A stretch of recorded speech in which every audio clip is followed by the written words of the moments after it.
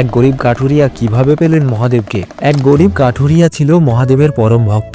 শিবরাত্রির দিন সে ঠিক করলো মহাদেবকে পূজা না করে সে জলস্পর্শ করবে না। বনের ভেতরে সে হন্য হয়ে শিবলিঙ্গ খুঁজতে লাগলো, কিন্তু কোথাও কোনো মন্দির বা মূর্তি পেল না। দিন গড়িয়ে সন্ধ্যা নামলো। ক্ষুধায় আর তৃষ্ণায় কাঠুরিয়া একদম নিস্তেজ হয়ে এক বেল গাছের নিচে বসে পড়ল। মনের দুঃখে সে কাঁদতে কাঁদতে বলতে লাগলো, হে ভোলানাথ, আমি কি এতটাই অধম যে আজ তোমার পূজা করতেই পারবো না? সে জানতো না ওই গাছের নিচের মাটির গভীরে প্রাচীন এক শিবলিঙ্গ লুকানো ছিল।